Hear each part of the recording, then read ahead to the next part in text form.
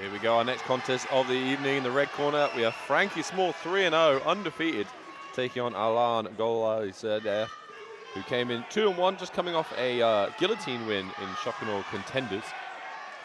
There's a bit of a buzz around here, Portsmouth here, that Frankie Small is quite a big favourite in this fight, but that's why we like MMA. There's always an upset.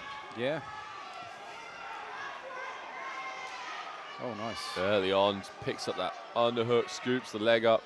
Seeing a lot of the Gym01 fighters doing that move. It's clearly something been drilling. Yeah, I mean, I think you've got the hips, you've got so many options for takedowns. Yep. And Alan, the last time we saw him on the Contenders show, he's sort of a bit frantic, but dived on a guillotine and got the win. Whereas Frankie, a bit more experienced, 3 fights, 3 wins. We've seen a good measured approach from him in the past, good variety of skills. Yeah, I think you know, if you can really keep your head and stay calm under pressure, it's definitely an advantage.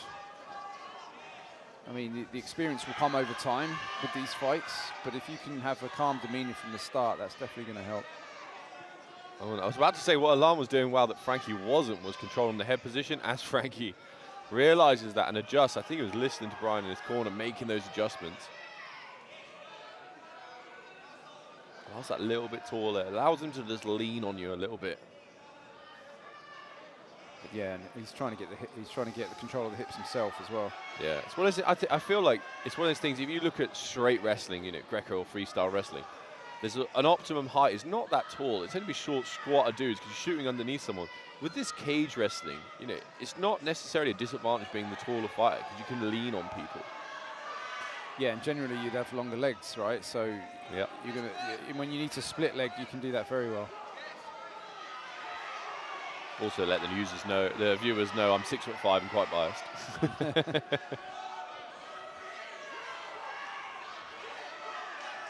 Okay, nice jab by Alan.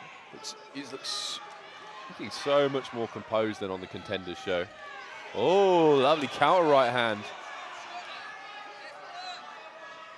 Yeah, Alan's just standing right in front of him.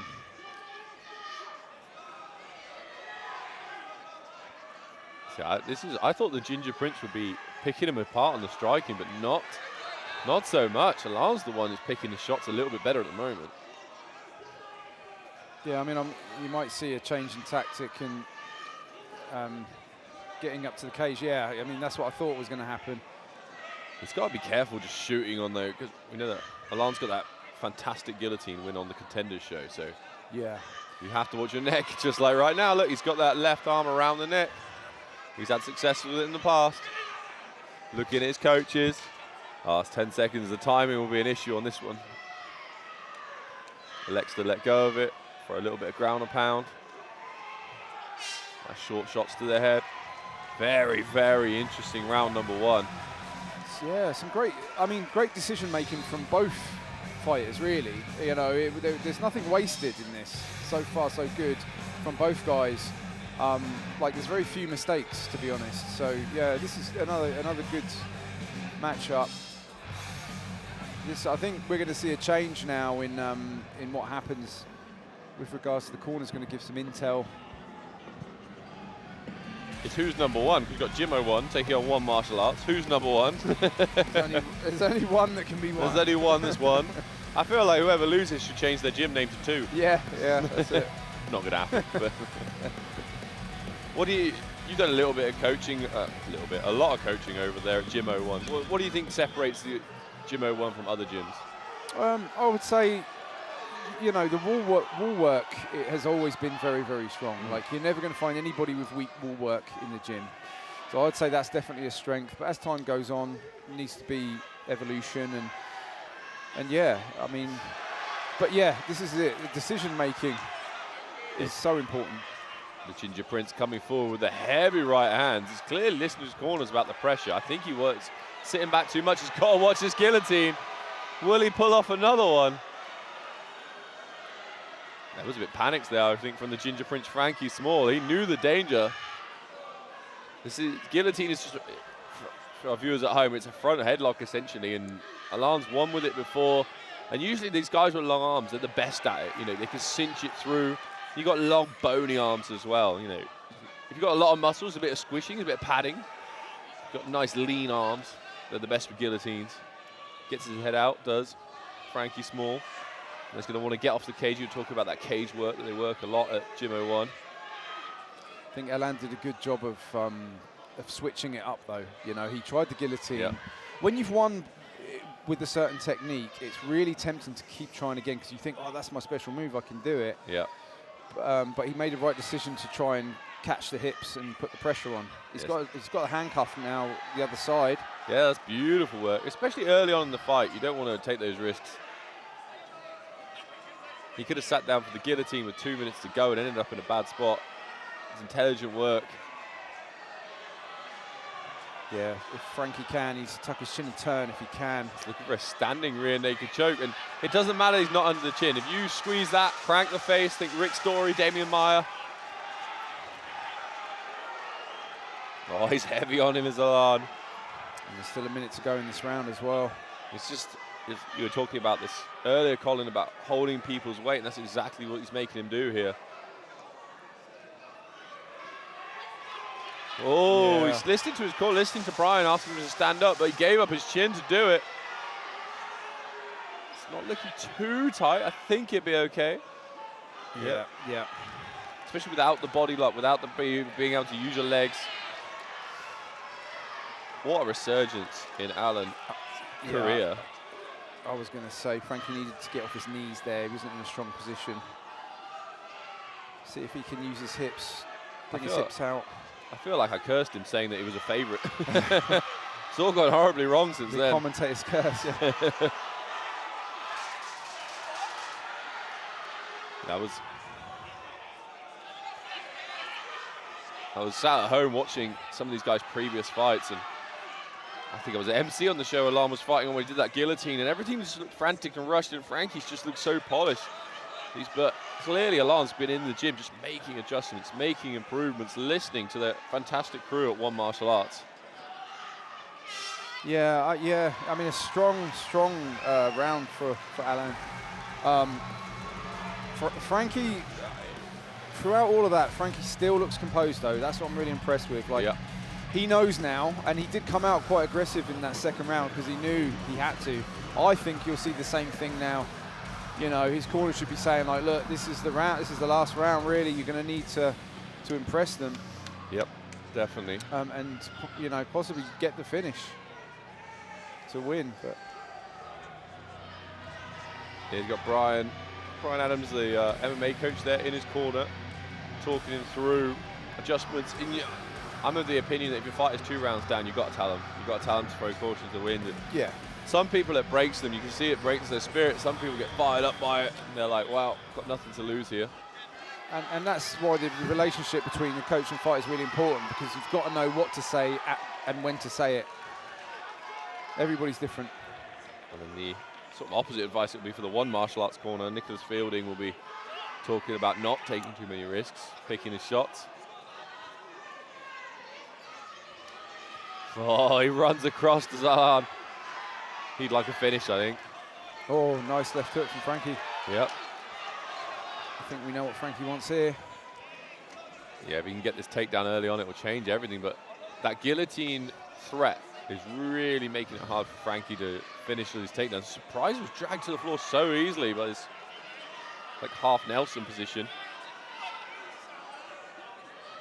Yeah, tough fight.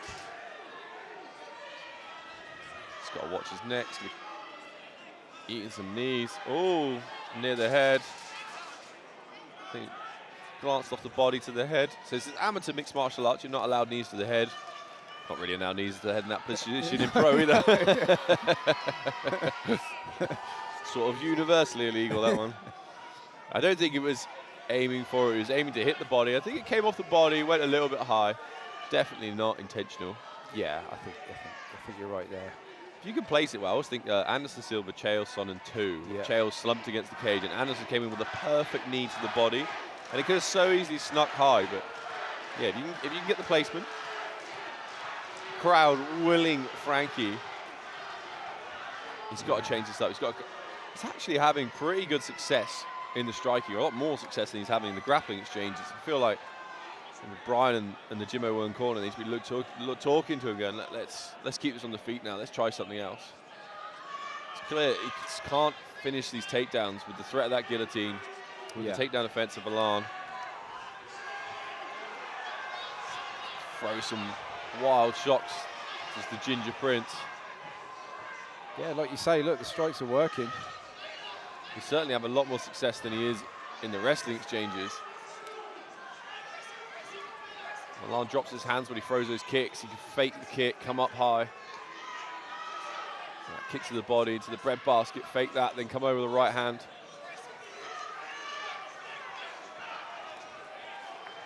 Oh, looks for that single again, but it's just labored. Yeah, no, he didn't commit to that one. I think Frankie's dropping down so he doesn't get the knees, I think. I could see that as a possibility. But it's also, I mean, Alan likes this half Nelson, full Nelson position. Then he's a threat with it because he can always switch to this guillotine position and hold the neck. So he constantly transitions between the two. It's very good. It's controlling, isn't it? It's just great control. Usually we're sort of obsessed with underhooks, but the way he does it is slightly different there. I mean, it's still got an underhook, but sort of weaving his arms through. We've got a minute left now. Yeah, Frankie's running out of ideas quickly, I think. If he can come out with something, it'd be a crazy comeback in front of this Portsmouth crowd, but at the moment it's all Alan with the pressure, with the guillotine threats, with the positioning. And with the improvement. He must have come into this going, look, I'm 1 win, 2 losses against the undefeated 3-0 Frankie Small. But he had confidence in his skills. That's the thing, isn't it?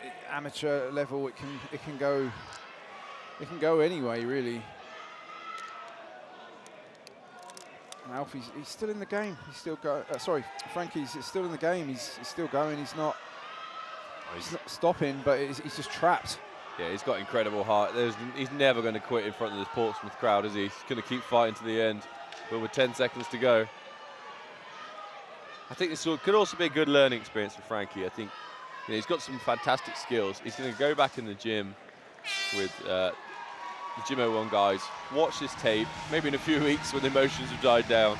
Yeah. Go through it and fix those holes in his game. And for Alan, he can watch this and see that he's actually fixed a lot of holes in his game. We've seen him so rushed before, too frantic. This was precision, this was patience, this was skill. Everything we want to see from these fighters coming through. And one of the wonderful things about watching amateur fighters is they improve every fight. You see an evolution. Yeah, and Alan, he was really good at that position, that sort of arm in guillotine or front headlock, whatever you want to call it. But he was so good from there, hanging off and making Frankie's life difficult. As you say, I think Frankie will come look back at this and maybe come up with an answer for that position. But it's tough, it's hard, man. What can you do, especially with the height difference as well. But yeah, good fight. Great fight from both guys. Ladies and gentlemen, after 3 rounds of action, we go to the judges' scorecards. All three have about 29-28 for your winner by unanimous decision. In the blue corner, Alan Golizadeh.